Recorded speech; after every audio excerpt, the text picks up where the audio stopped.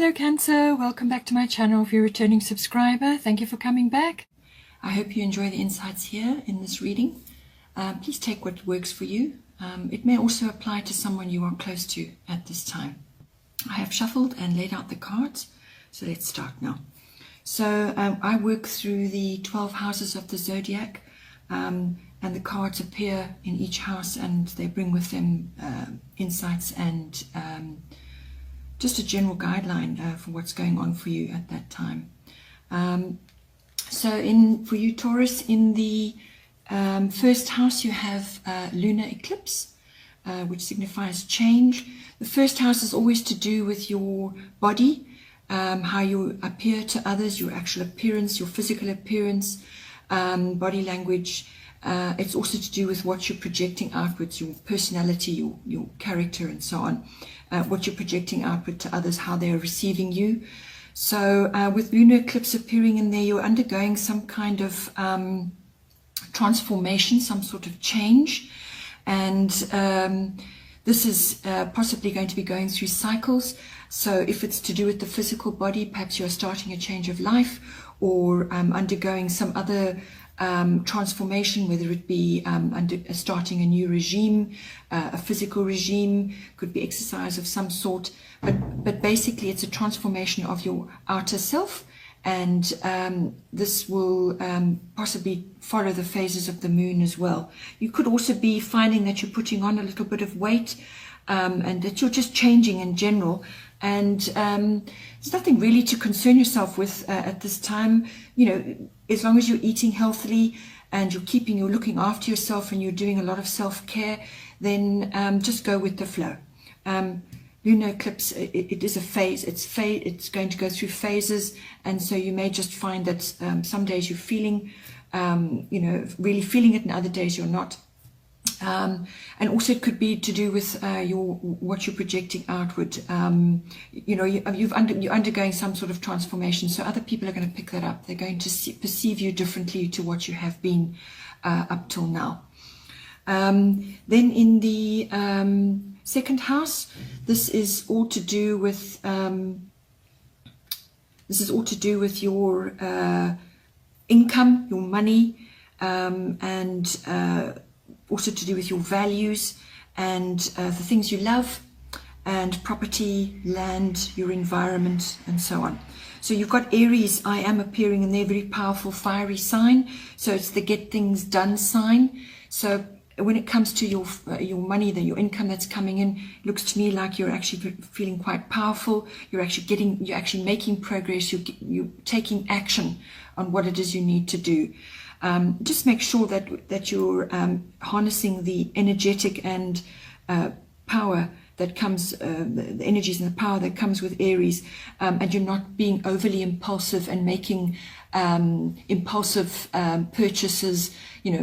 With the idea of owning something just because you want it in your mind.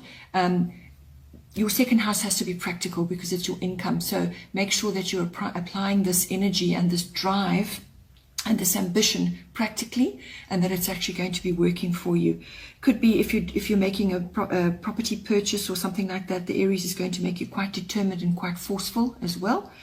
Or it could just be to do with your values. You may be challenged on that somewhere else in your chart, and you're standing firm, you're standing strong on that.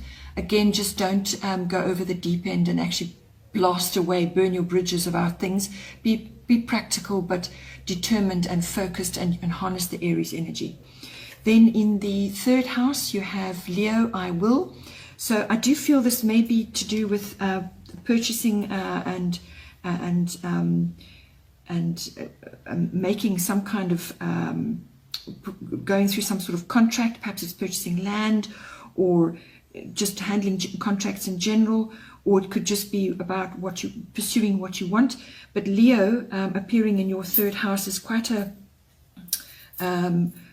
strong sign. Again, it's another fiery sign. You're going to be in the spotlight. The third house is all to do with communication in all forms, whether it's written or verbal. anything to do on the media, anything that you're contributing to from a communicative point of view. Leo is quite a powerful sign. You're going to be the center of attention. You're going to be really bringing the Leo power in. And Leo does love luxury as well. So when it comes to making your purchases, just make sure, as I said, that they're practical and that they're going to work for you, and it's going to enhance you realistically. And right, so it's a positive influence in your third house. As I said, it can also cover legal contracts. So if that is your job, if that's what you're doing, or if you're working in the media, then Leo is going to make you feel powerful. You're going to be projecting powerful vibe, and people are going to be picking up on that. Then in your fourth house, you have Sun and Spirit. Again, another fiery influence. So your fourth house is all to do with your home, your roots, and your foundation. Your roots being where you grew up, how you grew up, your foundation in your home, and then your current home where you live. So if you are purchasing a home or a new home, or you're moving or something like that, you're going to be bringing your particular energy into your home, which is a good thing. And you're going to harness those sun energies. You'll bring your spirit into whatever it is you're doing. If you're going to be redoing your home, either renovating, or if you're going to be perhaps changing the interiors, to bring your essence into that, lighten it up, make it warm, make it welcoming, put your full spirit into it, and make your home your castle. And it could also, as I said, also be to do with reflecting on your past, how you grew up, your foundations. You may be feeling very, very positive and happy moving forward. But I do feel it may be to do with a home, possibly a change of home or a renovation or some kind of change within your home environment. And so that's definitely coming up, and just make sure that you harness your full essence in that when it comes to making your home your castle. Then in the fifth house, your fifth house, you have Saturn return, which is age related.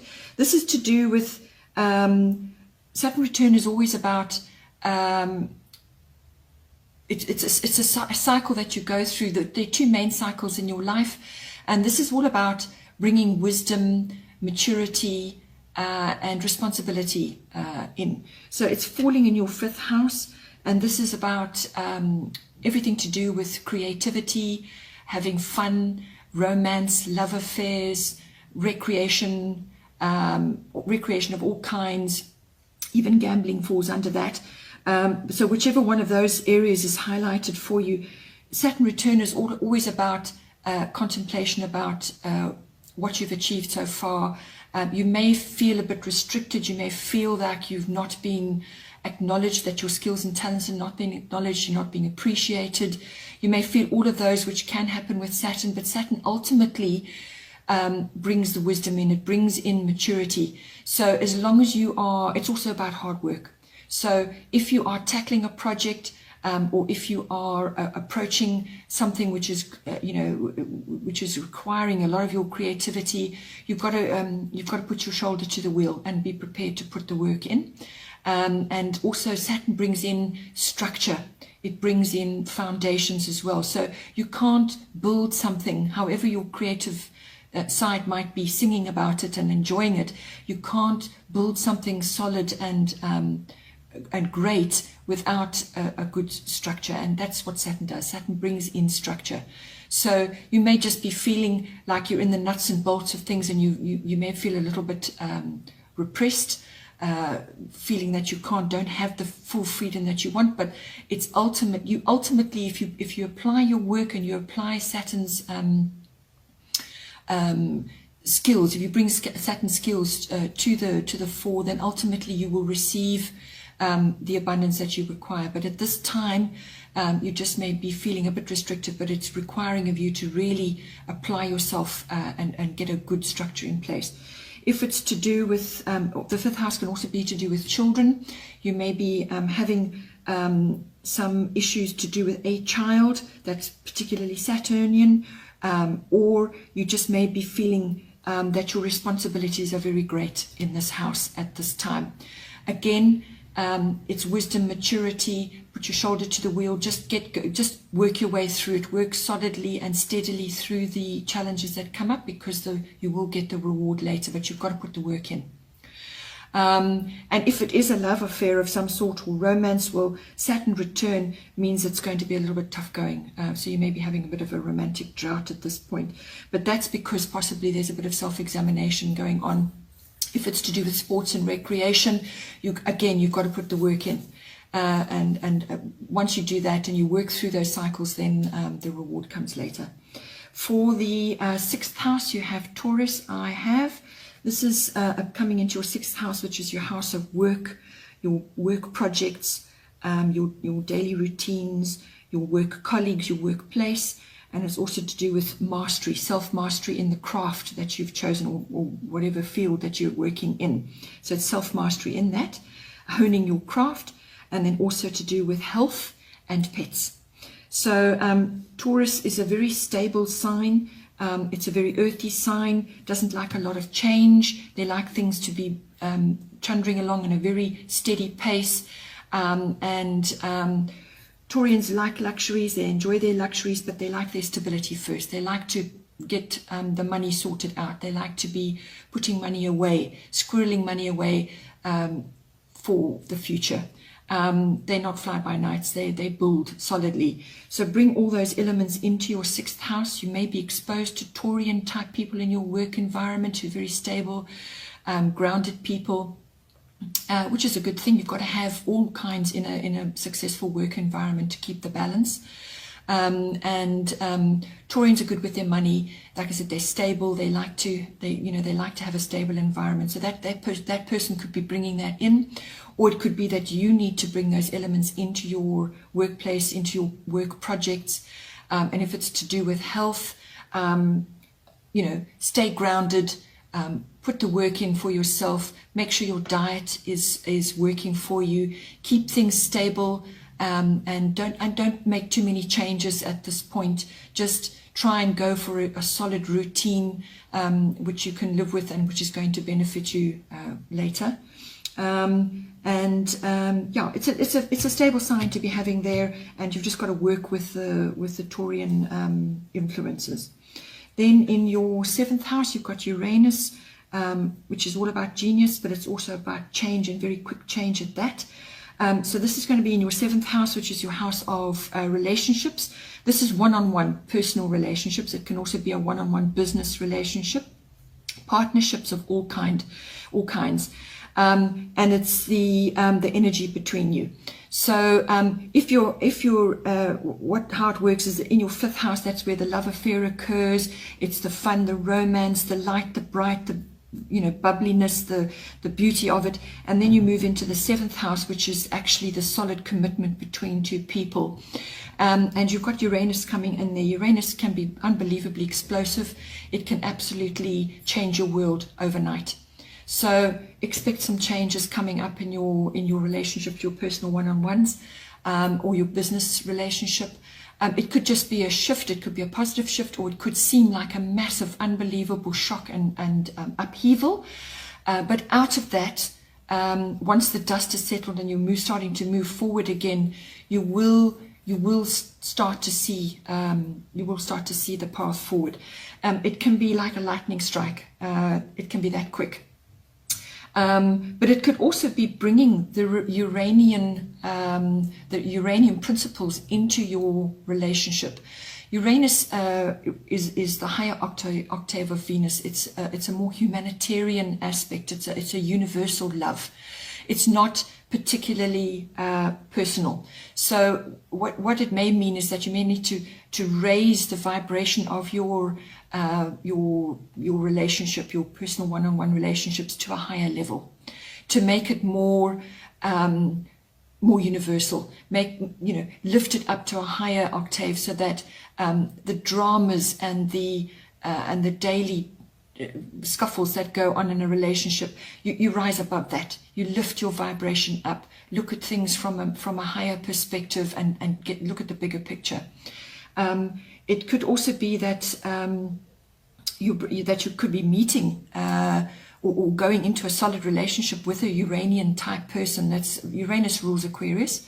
So Aquarian type people who are quite advanced technologically, they like tech, and they could also, like I said, they have the humanitarian principles. They're not overly affectionate, but they enjoy the higher aspects of a person, of a relationship. They don't enjoy the daily dramas, the daily grind. They prefer to be looking at the bigger picture. They're visionary. All right.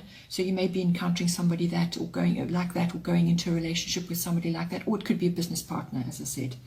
And Uranus brings genius into any interaction. So possibly if it's if it's a business partnership, then that is you can harness those abilities, really apply the air qualities of this aspect, which is analytical, visionary, and taking and tech, advanced tech, taking all of that into consideration if it's a business partnership. Then in the 8th house, you've got Chiron. You've got Chiron is a comet, and it's all about healing. So in your 8th house, this is the house of death and rebirth. So it can be symbolic death and rebirth, and it's the house of sexual pleasure and the resources between committed partners. It also covers big finance, so taxes, investments, and legacies, insurance, and inheritances, that sort of thing that applies to you. So it's big finance. It's not the daily income which comes from your 2nd house. This is big finance. So make sure that you are going over. You may have had past dramas that have affected you deeply in any one of those spheres. Just make sure that you are looking at things and looking at things with a higher aspect. If it's to do with a deeper relationship, resources to do with a relationship, look at it from a higher aspect that take the personal hurts out of things and look at it from a higher aspect. Raise your vibration, and if it's to do with problems that you've had in past finances, move forward and heal those aspects that have hurt you or cut you deeply in the past. And so take what has passed away symbolically and rebirth it. Bring out the new aspects, things that are going to work with you and that you can take forward with you. So if for some reason you have a devastating relationship breakup, and now you're having to separate all the resources between you, you're going to have to just work through that diligently and look after your health while you're going through that, and take the high road. Take the high road in those areas. Also with Chiron in this house, if you're grappling with a physical issue, a health issue, Chiron brings about healing through a bit of pain. So it's wisdom through pain. So you may have to go through a bit of a dark period, but once you do the inner healing, once you look at yourself, go through, put things in the past, and take on a higher aspect in yourself and look at things more universally. And you may have to look at different types of medicine. You may have to look at homeopathy, naturopathy, any of the natural sciences. It may be a combination of both that you're going to move forward with, but there will be healing coming about in one of those areas.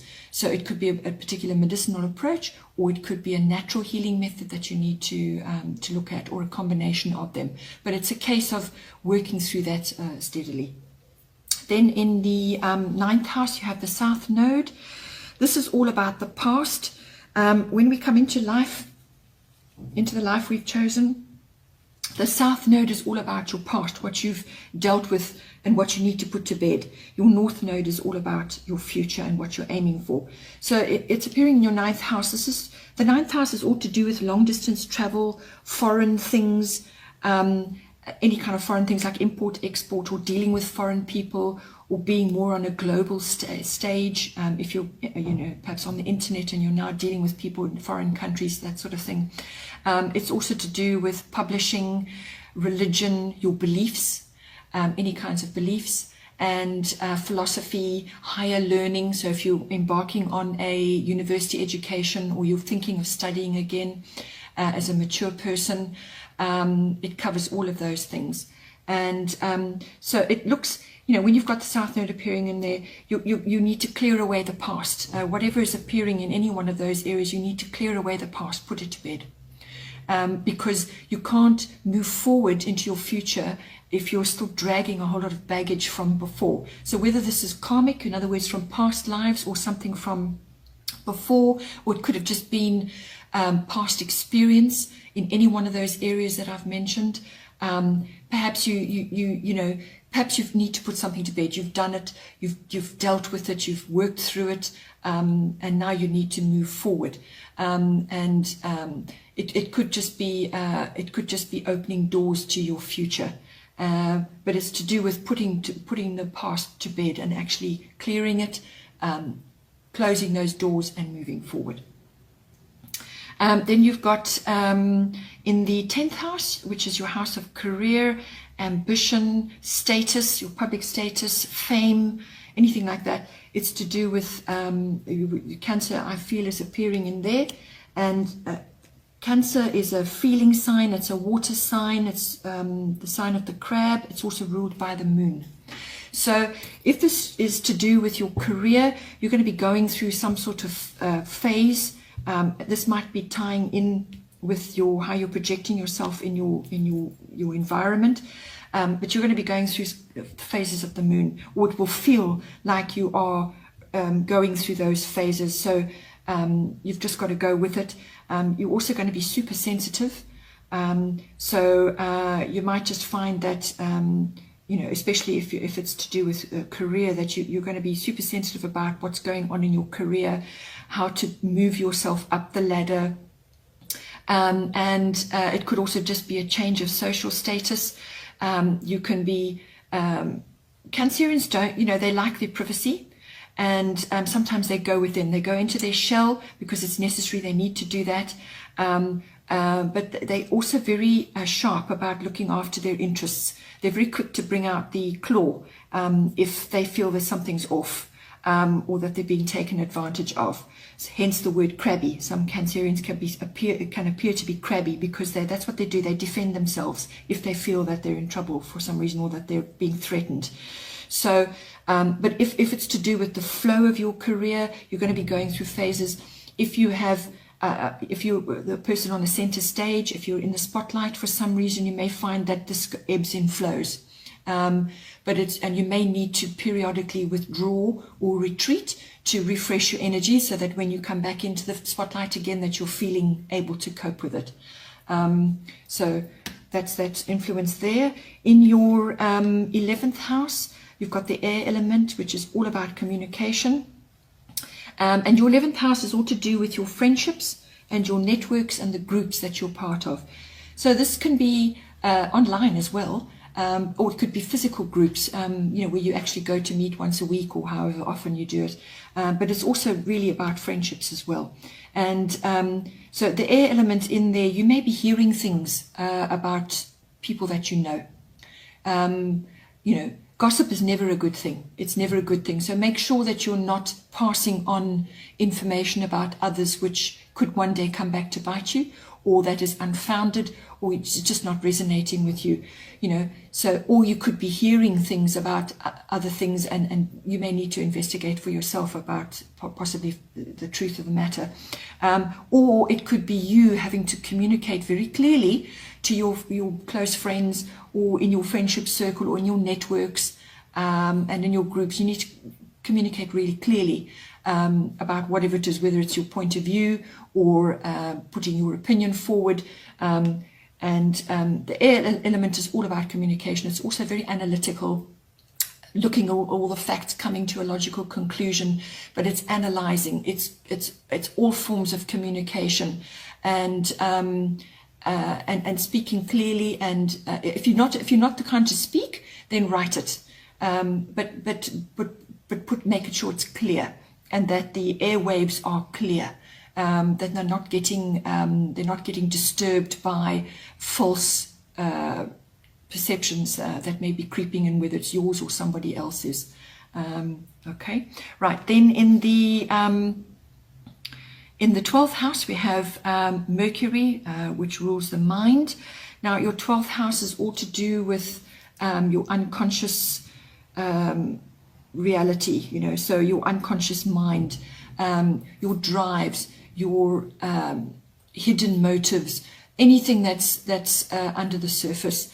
It's also to do with spirituality. It's to do with your psychic abilities, any of those abilities, and it's also to do with, on a practical level, it's all to do with coming to contact with people that have addiction problems, or you could be exposing yourself to addictions of some sort.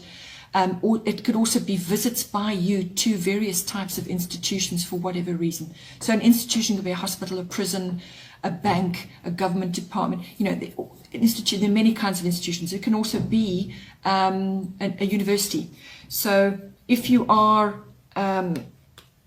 undertaking a form of study which is coming up in your 9th house, or you're reflecting back on perhaps the times when you were younger and perhaps it was better for you, or you're reflecting back on the past from that point of view. You're applying Mercury mind, which is the analytical side to that. So you have to apply your mind to whatever it is that's coming up for you in the 12th house. It could just be the waking up of your abilities, your psychic abilities, and it's all to do with perception, your mind.